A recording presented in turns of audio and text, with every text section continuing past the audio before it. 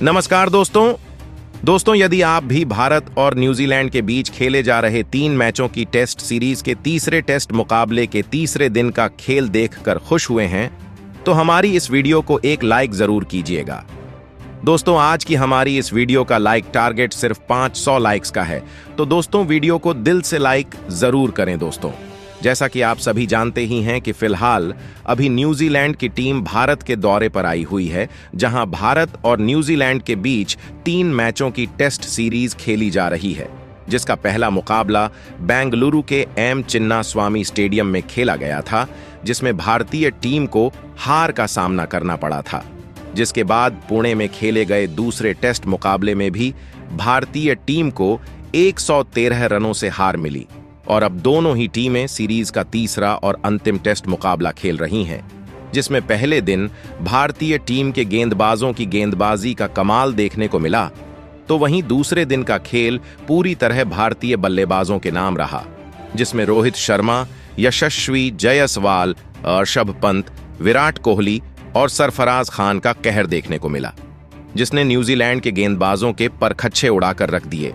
तो वहीं तीसरे दिन के खेल में भी भारतीय बल्लेबाजी ने अपना करिश्माई खेल दिखाया, जिसने सारी दुनिया को बता दिया कि क्यों भारतीय टीम दुनिया की नंबर 1 टीम है।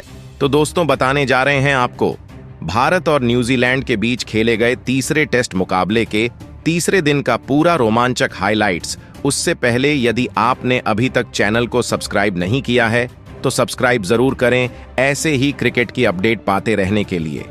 तो दोस्तों आप सभी जानते ही हैं कि भारत और न्यूजीलैंड के बीच 3 मैचों की टेस्ट सीरीज का तीसरा टेस्ट मुकाबला मुंबई के वानखेड़े स्टेडियम में खेला जा रहा है, जिसमें आज तीसरे दिन का खेल खेला गया, जहां इस मुकाबले में न्यूजीलैंड की टीम ने टॉस जीता और कप्तान टॉम लैथम ने टॉस जीतकर पहले बल्लेबाजी करने का फैसला किया था और पहले बल्लेबाजी करते हुए पहले दिन का खेल खत्म होने तक सचिन रविंद्र के 104 रनों की बदौलत न्यूजीलैंड की टीम ने अपनी पहली पारी में 314 रनों का स्कोर बनाया था, जिसके जवाब में उतरी भारतीय टीम ने ऐसी बल्लेबाजी की जिसने न्यूजीलैंड की टीम के होश उड़ा दिए।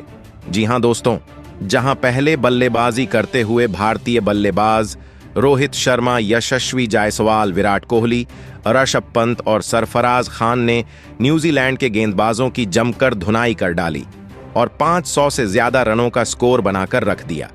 जहां दूसरे दिन का खेल खत्म होने तक भारतीय टीम ने स्कोर बोर्ड पर 513 रन लगा दिए थे, जहां ऋषभ पंत 82 रन बनाकर तो वहीं सरफराज खान 38 रन बनाकर क्रीज पर जमे हुए थे। जहां भारतीय टीम ने 200 से ज्यादा रनों की लीड न्यूजीलैंड की टीम पर हासिल कर ली थी, तो जहां तीसरे दिन भारतीय टीम अपने स्कोर को बड़ा करते हुए न्यूजीलैंड की टीम के सामने 500 से ज्यादा की लीड रखकर पारी घोषित करना चाहती थी। जहां तीसरे दिन की शुरुआत हुई और सरफराज खान और ऋषभ पंत अपनी पारियों को आगे बढ़ाने के लिए मैदान में उतरे। ऐसे में आज जब तीसरे दिन का खेल शुरू हुआ तो तूफानी बल्लेबाज ऋषभ पंत और सरफराज खान ने मैदान में कदम रखा, जिनके कंधों पर आज के इस मुकाबले में भारतीय टीम की पारी को आगे ले जाने की जिम्मेदारी थी। जहां न्यूजीलैंड के गेंदबाज चाहते थे कि भारतीय टीम के जल्द से जल्द विकेट निकाले जाए, लेकिन पंत और सरफराज खान ने ऐसा होने नहीं दिया, क्योंकि आज यह दोनों ही बल्लेबाज अलग ही मूड में नजर आ रहे थे। उनकी बल्लेबाजी देखकर ऐसा लग रहा था जैसे कि वह पैवेलियन से ही सेट होकर आए हों और उन्होंने आते से ही न्यूजीलैंड के गेंदबाजों पर कहर बरपाना शुरू कर दिया और देखते ही देखते टेस्ट मुकाबले को उन्होंने कब T20 में बदल दिया पता ही नहीं चला। जहां दिन के 5वें ओवर में मैट हेनरी की गेंद को बाउंड्री के पार चौके के लिए भेजकर पंत ने टीम के स्कोर को तेजी से आगे बढ़ाना शुरू कर दिया था और इसी के साथ उन्होंने टीम इंडिया को 530 रनों के पार भी पहुंचाया। इसके बाद भी उनके साथी बल्लेबाज सरफराज खान का बल्ला आज फिर रुकने का नाम नहीं ले रहा था, जहां अपनी घातक बल्लेबाजी से इस खिलाड़ी ने 7वें ओवर की तीसरी गेंद पर टिम सऊदी को शानदार चौका लगाते हुए सिर्फ 40 गेंदों में ही अपना अर्धशतक पूरा कर लिया था। उनकी ऐसी बल्लेबाजी देखकर न्यूजीलैंड की टीम के होश उड़ चुके थे और उनके गेंदबाजों ने पसीने छोड़ दिए थे। उन्हें समझ नहीं आ रहा था कि क्या किया जाए, क्योंकि इन दोनों ने तो अपनी विस्फोटक बैटिंग से टहलका मचाकर रख दिया था। इन दोनों का बल्ला रुकने का नाम ही नहीं ले रहा था। तो वहीं इसके बाद तूफानी बल्लेबाजी कर रहे ऋषभ पंत ने भी मैट हेनरी की गेंद पर एक बेहतरीन छक्का ठोका और अपने शतक को पूरा किया। साथ ही भारतीय टीम के स्कोर को भी 550 रनों के पार पहुंचाया। जहां एक तरफ से पंत का बल्ला आग उगल रहा था, तो वहीं दूसरी तरफ सरफराज खान अपने अलग ही अंदाज में बल्लेबाजी कर रहे थे और एक के बाद एक चौके की झड़ी लगाते हुए इन्होंने भारतीय टीम के स्कोर को 580 रनों के पार पहुंचाया। आज भारतीय टीम को जिस साझेदारी की जरूरत थी, वह ऋषभ पंत और सरफराज खान की इस जोड़ी बनाकर दिखाई थी। एक तरफ से सरफराज खान गेंदबाजों की कुटाई कर रहे थे, तो वहीं ऋषभ पंत भी उनका बखूबी साथ निभा रहे थे। उनकी अद्भुत बल्लेबाजी का आज लुफ्त पूरा स्टेडियम उठा रहा था। न्यूजीलैंड के गेंदबाज इन्हें रोकने की पूरी कोशिश कर रहे थे और इसी सोच में थे कि कैसे भी करके एक विकेट निकाला जाए और इनकी साझेदारी को तोड़ा जाए। लेकिन आज सिर्फ उन्हें मायूसी हाथ लग रही थी। जहां एजाज पटेल को आड़े हाथों लेते हुए सरफराज ने शानदार चौका लगाया और टीम इंडिया को 600 रनों के पार पहुंचा दिया। इसके बाद 20वें ओवर में भी एजाज पटेल की ऋषभ पंत ने धज्जियां उड़ाकर रख दी। जहां ओवर की पहली ही गेंद पर पंत ने तूफानी छक्का लगाकर पटेल के होश उड़ाए, तो वहीं तीसरी गेंद पर एक बार फिर गगनचुंबी छक्का लगाकर गेंद को मैदान के बाहर भेज दिया। पंत यहीं नहीं रुके और अंतिम गेंद पर भी उन्होंने एक शानदार चौका लगाया और इसी के साथ ही इन दोनों के बीच 100 रनों से ज्यादा की साझेदारी भी पूरी हो चुकी थी, जिसके दम पर टीम इंडिया ने अब मुकाबले में जबरदस्त पकड़ DDH बना ली थी। जहां 33वें ओवर में टीम इंडिया 644 रन बना लिए थे और जिसके बाद लंच की घोषणा कर दी जाती है। और फिर लंच के बाद एक बार फिर से मुकाबले की शुरुआत हुई, जहां दोनों बल्लेबाज एक बार फिर मैदान में उतरे और आते से ही सरफराज खान ने मैट हेनरी को आड़े हाथों लिया और पहले तो लगातार 3 गेंदों पर 3 तूफानी छक्के ठोक डाले और इसके बाद एक शानदार चौका लगाया, जिसे देख पूरा स्टेडियम गूंज उठा। जिसके बाद ऋषभ पंत ने भी अपने हाथ खोले और बड़े शॉट लगाना शुरू कर दिया। जहां आज इन दोनों की बल्लेबाजी देखते ही बन रही थी, जिसे देखकर सभी खुश थे। तो वहीं कप्तान रोहित शर्मा, विराट कोहली के साथ साथ कोच गौतम गंभीर भी खुश नजर आ रहे थे और यह भी इन दोनों की बल्लेबाजी का लुफ्त उठा रहे थे। जहां न्यूजीलैंड की टीम विकेट निकालने की पूरा प्रयास कर रही थी, लेकिन विकेट निकालना इतना आसान नहीं था। जहां इस दौरान ऋषभ पंत ने अपने पारी के 150 रन पूरे किए, लेकिन इसके बाद वह अपनी पारी को ज्यादा आगे नहीं बढ़ा पाए। जहां ऋषभ पंत और सरफराज खान के बीच 185 रन की साझेदारी हो चुकी थी, जिसे टिम साउदी ने तोड़ा और अपने टीम के लिए एक बड़ा विकेट हासिल किया। ऋषभ पंत इस मुकाबले में तूफानी 158 रन बनाकर आउट हुए, जिसके चलते यहां टीम इंडिया को 5वां बड़ा झटका लगा और जब ऋषभ पंत आउट हुए तब 708 रन का स्कोर भारत की टीम का हो गया था। जिसके बाद रविंद्र जडेजा बल्लेबाजी के लिए मैदान में उतरे और सरफराज खान का साथ निभाने लगे। दूसरी तरफ सरफराज खान बेहतरीन बल्लेबाजी करते हुए अपने शतक के बेहद करीब पहुंच चुके थे और सरफराज खान 94 रन बना चुके थे और अपने शतक से मात्र 6 रन दूर थे। लेकिन दोस्तों, सरफराज खान अपने शतक से चूक गए और विलियम ओरॉर्को की गेंद पर क्लीन बोल्ड हो पवेलियन लौट आए। सरफराज खान का आउट होना पूरे भारत देश को बड़ा झटका दे गया। यहां पर सरफराज खान ने अपनी 94 रन की पारी में 9 चौके और 5 बड़े छक्के ठोके, जिसके बाद अब बल्लेबाजी के लिए के रविंद्र जडेजा का साथ निभाने रविचंद्रन अश्विन मैदान में उतरे।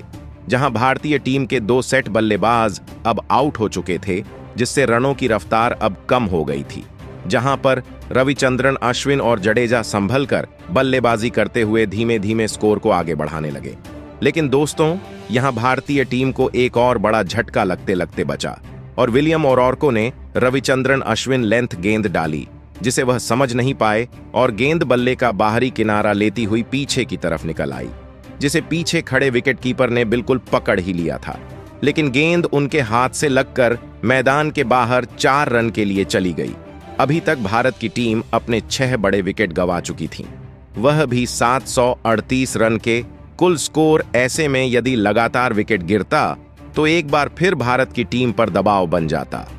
लेकिन अब टीम इंडिया संभाल कर खेलना शुरू करती है, जहां दोस्तों भारतीय टीम की लीड अभी 425 रनों की हो गई थी और अब रविचंद्रन अश्विन और रविंद्र जडेजा पर अब पूरा दारोमदार था यहां से और कोई विकेट ना गिरने देने का और स्कोर को अच्छे से आगे लेकर जाने का।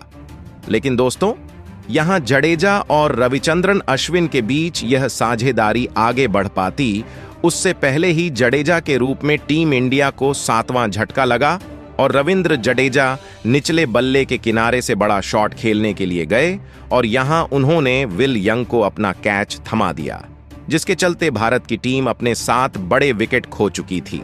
हालांकि भारत के पास अब बढ़त अच्छी थी, ऐसे में भारतीय टीम के ऊपर प्रेशर कुछ भी नहीं था। अब दोस्तों रविचंद्रन अश्विन का साथ निभाने के लिए कुलदीप यादव मैदान में उतरे और इन दोनों ने मिलकर साझेदारी को संभालना शुरू किया, जहां इन दोनों बल्लेबाजों ने भारत की लीड को सबसे पहले तो 450 रन के पार पहुंचाया। लेकिन दोस्तों टीम इंडिया के ऑलराउंडर बल्लेबाज रविचंद्रन अश्विन ज्यादा देर तक भारतीय टीम के स्कोर को आगे नहीं बढ़ा पाए और कुछ ही देर बाद मैट हेनरी की गेंद पर एलबीडब्ल्यू आउट होते हुए अपना विकेट गंवा बैठे। आपको बता दें रविचंद्रन अश्विन 17 रन बनाकर आउट हुए।